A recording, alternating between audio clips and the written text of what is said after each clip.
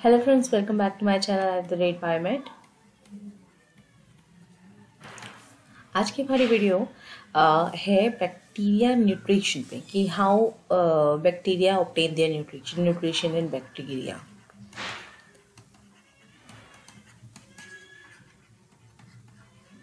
Because ये series video चल रही है फिर से एक bacteria topic Monera kingdom Monera bacteria पे। तो देखते हैं बैक्टीरिया अपना खाना कैसे ऑब्टेन करते हैं, how they obtain their nutrition from different sources. Before starting the video, do not forget to like and subscribe my channel. See, bacteria are unicellular, prokaryotic, and they have to live in very diverse condition. Okay, so that's why their nutrition is of different type. Generally हमें लगता है कि क्योंकि ये bacteria हैं, they are degrading type organism, so हो सकता है दे आर हेट्रोट्रॉफिक। ठीक है, ज़्यादातर ऑर्गेनिज्म हेट्रोट्रॉफिक ही होते हैं। So they obtain nutrition from another source. They are not able to synthesize their own food, but some of the bacteria can synthesize their own food. So bacteria are also autotrophic.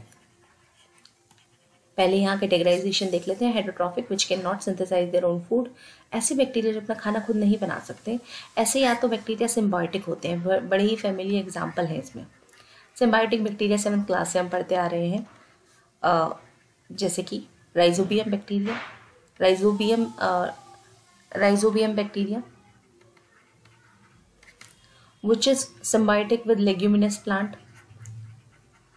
Right, leguminous plant के साथ उनके लिए nitrogen synthesise करता है और खाना जो है वहीं से ऑब्टेन करता है। लेग्यूमिनस प्लांट्स के साथ क्या ये सिम्बायोसिस पे रहता है।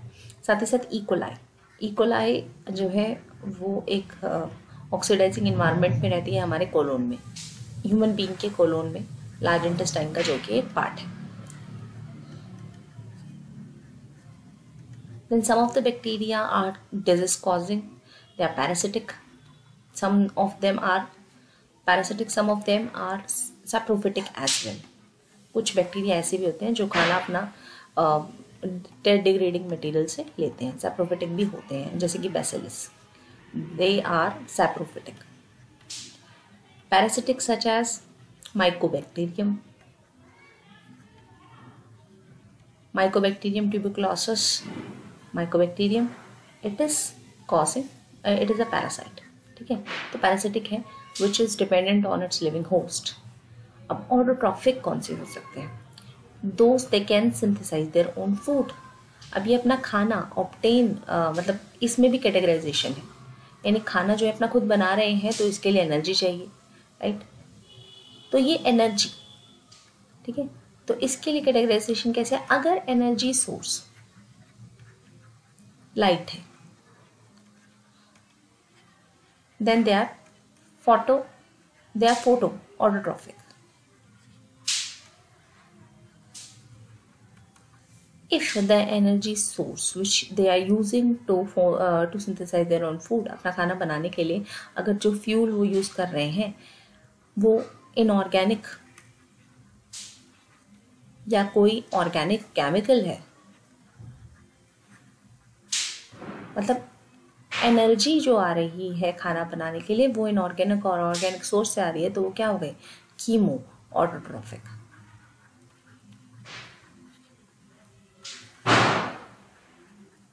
राइट, कीमो ऑटोट्रॉफिक और फोटो ऑटोट्रॉफिक, यानी ऑटोट्रॉफिक में ये दो आपके टाइप होते हैं, यानी एनर्जी के बेसिस पे। अब केवल एनर्जी नहीं, इसमें और बहुत सारी चीज़ें हैं। एनर्जी कहाँ से आ रही है, रॉ सोर्स क्या है खाना बनाने का, ठीक है, कार्बन को रिड्यूसिंग एजेंट कौन है। तो पहले देखते हैं फोटो ऑटोट्रॉफिक बैक्टीरिया कौन से होते हैं। फोटो ऑटोट्रॉफिक बैक्टीरिया वो है जिनके लिए एनर्जी सोर्स क्या है? लाइट है, energy is coming from light. The second thing is इस एनर्जी को ट्रैप कौन कर रहा है, इस एनर्जी के लिए पिगमेंट कौन सा है। बैक्टीरिया में पिगमेंट जो कि एनर्जी को यानी सनलाइट को ट्रैप करने के लिए चाहिए होता है, ठीक है। यूकेरियोट में कौन होता है? क्लोरोफिल। इनमें होते हैं दो तरह के, बैक्टीरियोविरडिन और bacteriochlorophyll.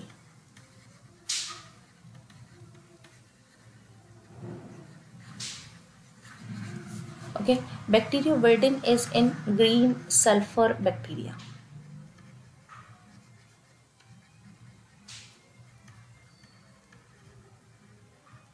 And bacteriochlorophyll is present in sulfur bacteria.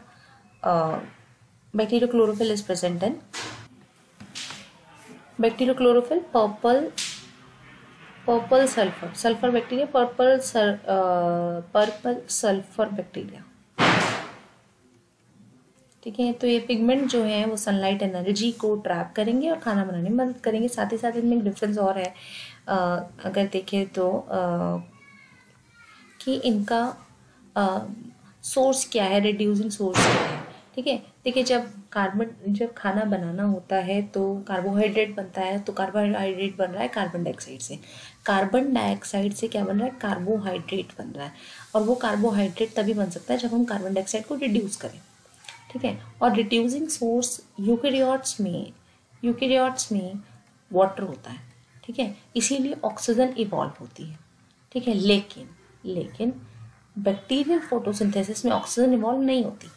ठीक है, ये जो दोनों आपके ग्रीन सल्फर बैक्टीरिया और पर्पल सल्फर बैक्टीरिया यही है जो फोटोसिंथेसिस कर रहे हैं, लेकिन इनके अंदर ऑक्सीजन इवॉल्व नहीं होती। क्यों? क्योंकि इनका रिड्यूसिंग सोर्स जो है, ठीक है, रिड्यूसिंग सोर्स जो है वो वाटर नहीं। Reducing source of carbon dioxide is here hydrogen sulphide, there thiosulphate. ठीक है, सो ये डिफरेंस इनके अंदर रहता है। H2S एंड पे थायोसल्फेट होता है। एग्जाम्पल क्या है इनके? Example chlorobium bacteria. Chlorobium bacteria में बैक्टीरियोविरिडिन पिगमेंट होता है जो सनलाइट को ट्रैप करता है, और H2S इनके लिए सोर्स रहता है। क्लोरोबियम बैक्टीरिया, बैक्टीरियोक्लोरोफिल जो है इनके अंदर रहेगा, और ये बैक्टीरियोक्लोरोफिल इसके अंदर देखिए, अच्छा सॉरी, बैक्टीरियोविरिडिन इसमें रहेगा, बैक्टीरियोक्लोरोफिल इसके अंदर रहेगा। एग्जाम्पल क्या है इसका? इसका है क्रोमैटियम।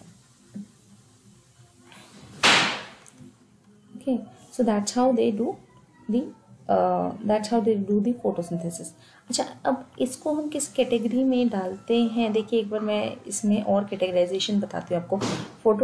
फोटोट्रॉफिक है ये, फोटो ऑटोट्रॉफिक है ये। ठीक है, फोटो ऑटोट्रॉफिक यानी अपना खाना खुद बना लेते हैं। इस फोटो ऑटोट्रॉफिक में ये रिड्यूसिंग सोर्स के हिसाब से अगर हम देखें, अगर रिड्यूसिंग सोर्स के हिसाब से देखें तो हम इसको और डिवाइड कर सकते हैं। अगर ये रिड्यूसिंग सोर्स, ठीक है, ये रिड्यूसिंग सोर्स इनऑर्गेनिक रहता है। देखिए इनमें क्या था, इनऑर्गेनिक रिड्यूसिंग सोर्स था, राइट? या तो H2S था, ठीक है, या तो क्या था, H2S था, या तो थायोसल्फेट था। अगर इनऑर्गेनिक रहता है तो इसको हम कहते हैं फोटोलिथोट्रॉफिक। Okay, photolithotrophic bacteria. तो ग्रीन सल्फर बैक्टीरिया और पर्पल सल्फर बैक्टीरिया फोटोलिथोट्रॉफिक। अब फोटोलिथोट्रॉफिक के अलावा एक आपका होता है photo organotrophic bacteria.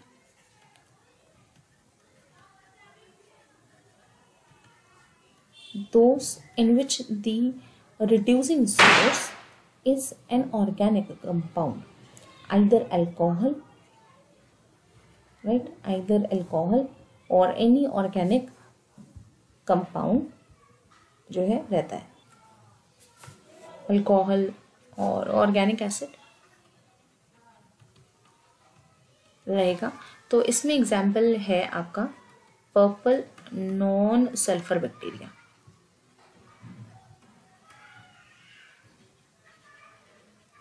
Purple non sulphur bacteria, और एग्जाम्पल में रहेगा rhodospirillum. Rhodospirillum bacteria, rhodospirillum bacteria. We cannot extend the screen.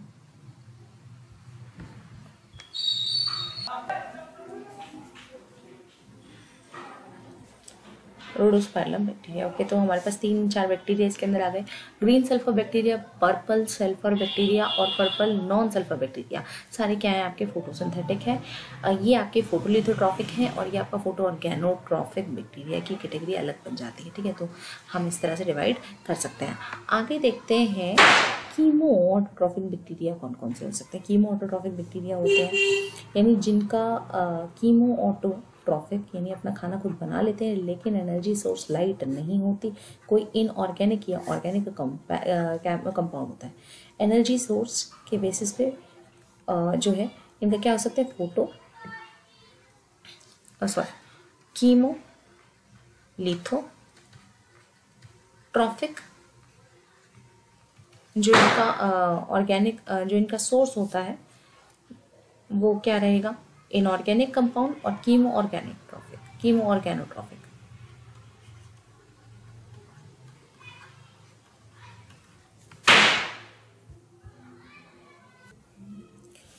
So on the basis कि केमिकल एनर्जी कहाँ से आ रही है, ठीक है, तो केमिकल एनर्जी जो है आ रही थी अगर ऑर्गेनिक कंपाउंड को रिड्यूस करके, ठीक है। ये जो केमिकल एनर्जी थी, थोड़ा नया पेज लिया है मैंने इसके लिए ताकि ये सही से समझाया जा सके, बहुत ही इधर उधर हो गया था सब कुछ। तो केमिकल एनर्जी अगर ऑर्गेनिक होती है, ठीक है, केमिकल एनर्जी अगर ऑर्गेनिक है और ऑर्गेनिक कंपाउंड है और उसको ऑक्सीडाइज किया गया है, organic compound is oxidise, then इसको हम किस कैटेगरी में डाल देते हैं, कीमो ऑर्गेनोट्रॉफिक, ठीक है। और अगर इनऑर्गेनिक कंपाउंड ऑक्सीडाइज किया गया है टू ऑब्टेन द एनर्जी, ठीक है, ऑर्गेनिक कंपाउंड को ऑक्सीडाइज किया गया है, then it is chemo, inorganic compound को किया गया तो कीमोलिथोट्रॉफिक, ठीक है। लिथो किसके लिए यूज़ किया गया, इनऑर्गेनिक कंपाउंड के लिए, ऑर्गेनिक किसके लिए यूज़ किया गया, ऑर्गेनिक कंपाउंड के लिए। इनऑर्गेनिक ऑर्गेनिक कंपाउंड्स की एनर्जी ले तो रहे हैं लेकिन किसको ऑक्सीडाइज करना है, ठीक है। वहाँ तो सनलाइट एनर्जी को ट्रैप करना था तो इसलिए क्लोरोफिल मॉलिक्यूल्स थे, यहाँ पर तो केमिकल ही है जिसको आपको ऑक्सीडाइज करना है, तो इस तरह से क्लोरोफिल मॉलिक्यूल इनके पास नहीं होते, इसीलिए ये कोई केमिकल यूज़ करते हैं, कीमोलिथोट्रॉफिक, ठीक है। चलिए देखते हैं इसमें ऑर्गेनिक जो कंपाउंड होते हैं जिनको यूटिलाइज करता है बैक्टीरिया अपना खाना बनाने के लिए, तो वो हो सकता है जैसे कि लैक्टिक एसिड। देखिए फर्मेंटेशन के अंदर बनता तो लैक्टिक एसिड बहुत बार है, लेकिन ये आपने सुना होगा कि कुछ ऐसे बैक्टीरिया होते हैं जो लैक्टिक एसिड पे बेस्ड होकर अपना खाना बनाते हैं। Second acetic acid and methane, third methane. Methane को यूटिलाइज करके खाना बनाने वाले बैक्टीरिया को कहते हैं मिथेनोकोकस। एसिडिक मिथेनोकोकस CUS, ठीक है। और एसिटिक एसिड के लिए एसिटिक एसिड बैक्टीरिया और एसिडोबैक्टर, और ये lactic acid bacteria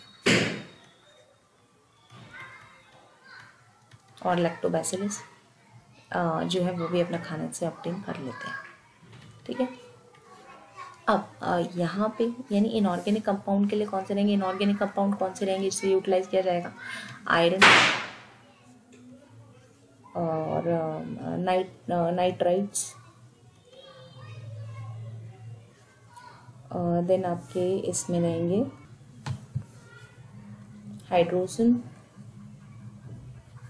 and sulphur. Sulphur bacteria को यूटिलाइज करके सल्फर कंपाउंड को यूटिलाइज करके अपनी खाना बनाने वाले हैं थायोबैसिलस बैक्टीरिया। देन ये हाइड्रोजन को यूटिलाइज करके हाइड्रोजिनोमोनास,